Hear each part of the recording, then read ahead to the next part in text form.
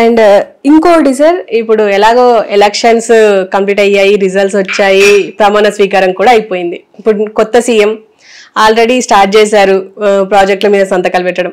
కానీ ఇందులో కేబినెట్ ఇంకా ఫిక్స్ కాలేదు. కానీ అందులో మాత్రం పవన్ కళ్యాణ్కి డిప్యూటీ ఇస్తాము అన్ని మాట్లాడారు. ఇందులో రఘురామకృష్ణరాజుకి ఇంకా ఏది రాలేదు, ఇంకొక బెర్త్ ఖాళీగా ఉంది. అసలు రఘురామకృష్ణరాజుకి ఏమొచ్చే అవకాశం ఉంది? ఒకవేళ ఇస్తే ఏది వస్తుంది? రఘురామకృష్ణరాజుకి ఏదో ఒకటి చేస్తాడు ఆయన. ఎందుకంటే అతను వీళ్ళ పార్టీ కాదు, వైఎస్ఆర్సీపీ పార్టీలో ఉంటూ రెబల్ క్యాండిడేట్ లాగా ఢిల్లీలోంచి కూర్చుని వాళ్ళ ఊరు కూడా వెళ్ళలేక రోజు ఏదో వాగుతూ ఉంటాడు అనమాట. అతని మీద గౌరవం కూడా అసలు కొంచెం ఉండి అది కూడా పోయింది నాకు. నన్ను అక్కడికి తీసుకెళ్ళి కొట్టారు. అది కొట్టడం అనేది నిజమో అబద్ధమో నాకు ఎంతవరకు తెలియదు. వేస్తారో నువ్వు పీకుంటారు, చాలా అంత ఎక్కువ మాట్లాడేస్తాడు కాబట్టి. ఆడు ఈడు అని కూడా మాట్లాడారు, దొరికాడు, లోపలేసి కొట్టుంటారు యాక్చువల్గా.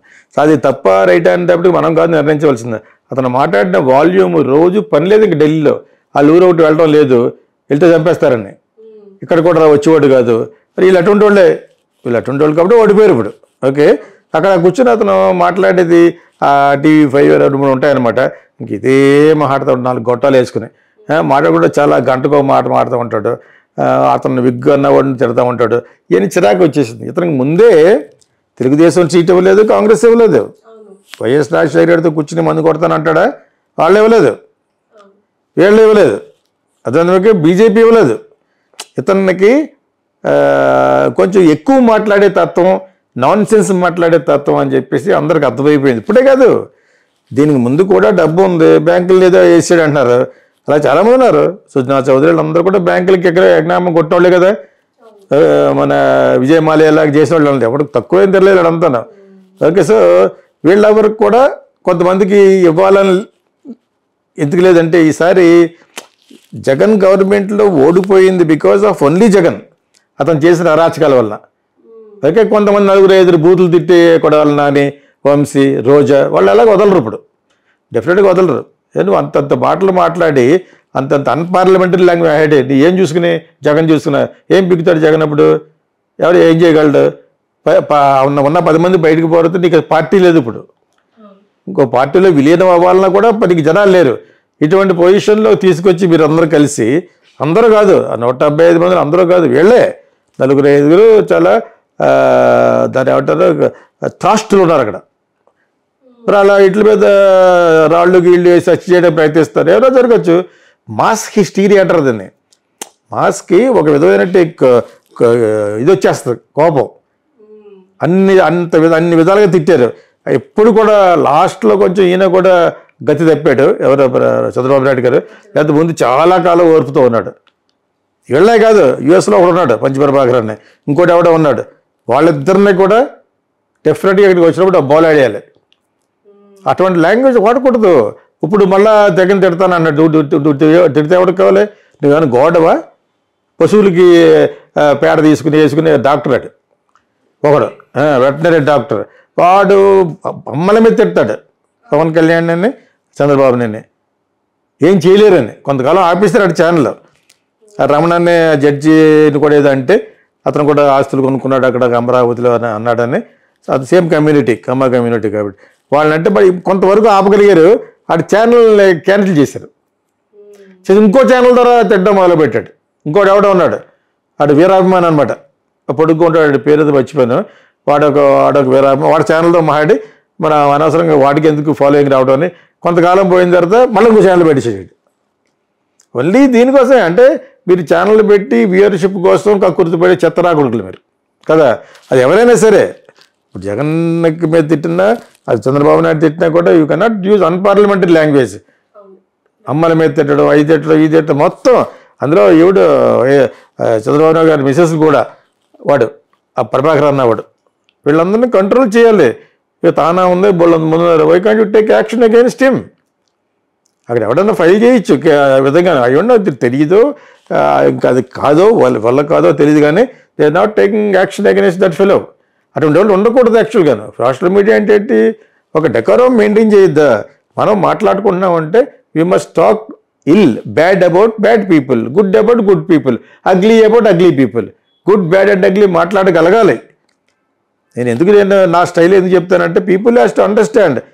అందులో కొంతమంది క్రిక్గలు ఉంటారు, యాంటీ సోషల్ ఎలిమెంట్స్లో గుణాలు ఉన్నవాడు. ఈడ ఎందుకు చెప్తున్నాడు, నేను ఎందుకు చెప్తానంటే స్టూపిడ్ ఫెలో, నీలాంటి ఎదవలు ఉంటారు కాబట్టి. అంతే కదా, అందరిలాగా ఊరుకోము మేము. ఎప్పుడన్నా వచ్చి అక్కడికి వచ్చేసి ఏదో చేస్తాం అంతకంటే ఎక్కువ. అప్పుడు కానీ నీకు బుద్ధి ఉండదు. అది వీడియో షూట్ చేసి పెడతాం.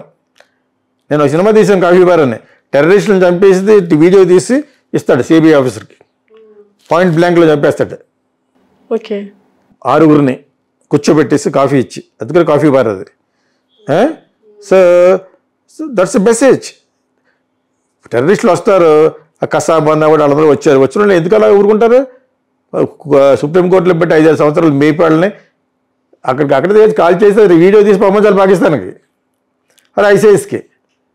వస్తే ఈ విధంగా చంపేస్తాను. ఇంకా న్యాయం కోర్టు ఏమి ఉండదు. ఇంకా అక్కడికక్కడే ప్రజలు అలా చేస్తే కానీ టెర్రరిజం అని ఇదే అవ్వదు. ఇక్కడ కానీ కాశ్మీర్లో కానీ ఫట్ట కాల్చి అది వీడియో పెట్టాలి, వేరే లెవెల్ది. పీపుల్కి భయం లేపుతలేగా.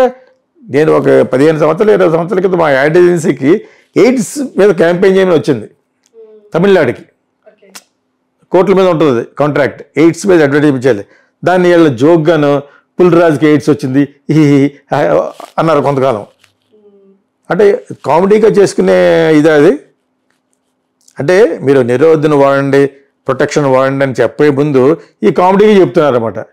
నేను అప్పుడు మీటింగ్లో మాట్లాడాను, ఎవరో జయలలిత గవర్నమెంట్ మీటింగ్లో అనమాట, ఈ అడ్వర్టైజ్మెంట్ అలాట్మెంట్ చేసే దాంట్లో ఆర్ మేకింగ్ జోక్స్ అని. మీరైతే ఎలా చేస్తారంటే టెర్రర్ లేపేస్తానని చెప్పాను. దగ్గరికి వెళ్ళారంటే ఏమైతే చేయకూడదో ఎయిడ్స్ వస్తున్నప్పుడు అటువంటిది కానీ చేస్తే నీ తర్వాత నీ జీవితం ఇంత దుర్భరంగా ఉంటుంది, నేను కుక్కలు కూడా చూడవు, ఆ విధంగా యాడ్లు చేస్తానని చెప్పాను. భయం పెట్టకుండా జోకులేటి పుల్రాజుకి ఏదో వచ్చిందట.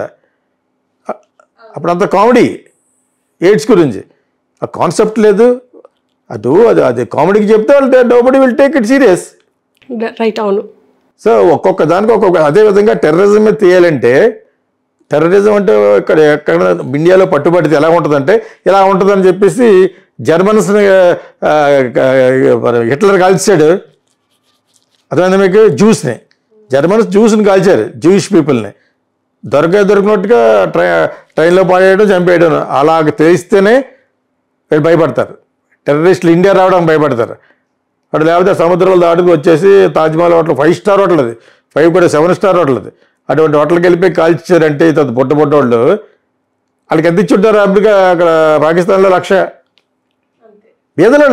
బేదవాళ్ళు కుర్రోళ్ళు వెళ్ళి 10 రోజులు వెళ్ళి కాల్చేయడం అంత వయసు కూడా లేదు వాళ్ళకి. సో అటువంటి వాళ్ళకి రాబోయే తరం టెర్రరిస్టులు కూడా భయం ఉండాలంటే you to shoot them and record it. పెరిగిపోతున్న ఈ టెక్నాలజీలో you must give a president kind of a message.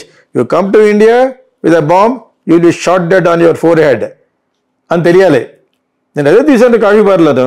అసలు సెన్సార్ చేయరేమో అనుకున్నాం. అది 3 చోట్ల తెలుగు, కన్నడ, తమిళ్ 3 చోట్ల సెన్సార్ ఆఫీసర్లు లెగిసి సెల్యూట్ పెట్టారు నాకు. నేను దాని గురించి భయపడ్డాను, అంత క్లోజ్ రేంజ్లో చంపకూడదని. ఇక్కడైతే ప్రతి సినిమాకి 25,000 ఇచ్చారు అప్పుడు ఎవరు సెన్సార్ ఆఫీసర్కి. ఓకే, అది ఆనవాయితీ అట్ట, నాకు తెలీదు. సో అది తీసుకున్న ఆఫీసర్ ఇక్కడ సెన్సార్ సర్టిఫికేట్ ఇచ్చే రోజున 25,000 రూపాయలు మళ్ళీ నాకు ఇచ్చాడు. నేను ఇవ్వలేదు, మేనేజర్ ద్వారా ఇచ్చాం. ఇచ్చేసి నేను మీకు ఫ్యాన్ అని చెప్పాడు, మా సినిమాల గురించి చెప్పాడు. ప్లస్ ఇందులో చెప్పిన మీరు మెసేజ్ చాలా బాగుంది, ఇన్ని డేట్లతో నేను మీ దగ్గర డబ్బులు తీసుకోవడం బాగుందని తిరిగి డబ్బులు ఇచ్చాడు. నేను ఆల్రెడీ ఒక ఛానల్లో చెప్పాను ఒకప్పుడు. కాఫీ బార్ చేసిన ఆఫీసరే ఇక్కడ, అది ఇక్కడ FDCలో జరుగుద్ది అనమాట. స్క్రీనింగ్ జరిగి అక్కడే ఇస్తారు సెన్సార్ సర్టిఫికేట్. అదేవిధంగా కన్నడ, అదేవిధంగా తమిళ, 3 భాషలో తీసాం. అది 3 భాషల్లోనూ all the members of the censor and also officer appreciated. ఇంతలా చేస్తే తప్పితే టెర్రరిజం ఆగదని. అది ఎంత దురదృష్టం అంటే అది జెమినీ టీవీలు కొన్నారు కాఫీ బార్, ఇక్కడ జెమినీ టీవీలో వస్తుంది. అదే రోజున దిల్షుఖ్నగర్లో బాంబు పెట్టాడు ఆవిడ. ఈ సినిమాకి సంబంధం లేదు, అలా జరిగింది. ఒక ఐరోనీ అనమాట అది.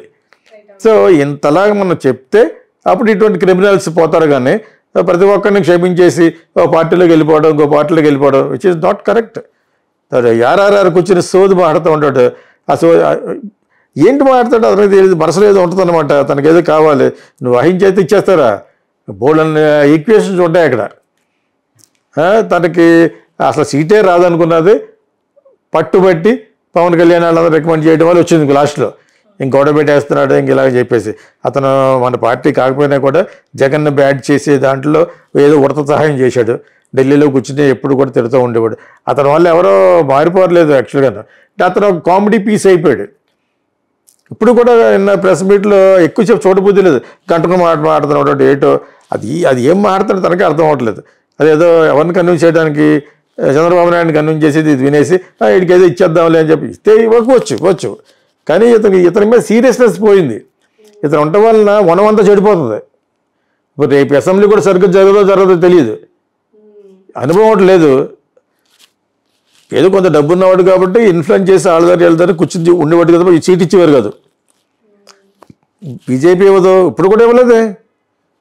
అక్కడ ఎవడో ఒక ఆయన ఉన్నారు, అతను ఫస్ట్ నుంచి 30 ఏళ్ళ నుంచి శ్రీనివాసరాజు అనుకుంటా దివ్యవారు, అతనికి అక్కడ ఇచ్చారు క్యాబినెట్లో. అవి కూడా పనికిమాలిన జాబ్. ఒక బీజేపీ వాళ్ళు కొంచెం బెటర్, తెలుగుదేశం వాళ్ళకి ఇచ్చిన 2 భర్తలు కూడా వేస్ట్. సివిల్ ఏవియేషన్ ఇచ్చారు ఎర్రనాయుడు గారి అబ్బాయికి, ఎంత వేస్ట్ అంటే అది. మరి ఇది ఎందుకు అలా పడిపోయాడు అనేది నాకు ఇప్పుడు కూడా అర్థం అవ్వట్లేదు. ఎవరు చంద్రబాబు నాయుడు, అది వేరే మాట్లాడుకుందాం. సో ఇది అబౌట్ ఆర్ఆర్ఆర్కి ఇవ్వలేదు. ఇప్పుడు చాలా పెద్ద ఆబ్లిగేషన్ ఉంటుంది, ఆబ్లిగేషన్ ఇవ్వాల్సి వస్తుంది. కొంతమంది రేపు పొద్దున షఫుల్ కూడా అవుతారు. మళ్ళీ సెకండ్ టైం కూడా మినిస్టర్లు ఎవరు ఇంకా బోల్డ్ ఉన్నాయి. వెంటనే మన్నాడే చంద్రబాబు నాయుడు బాగా అన్యాయం చేశాడు అనుకోకూడదు. ఆయన 2-3 ఇది 3వ సారి చేశాడు.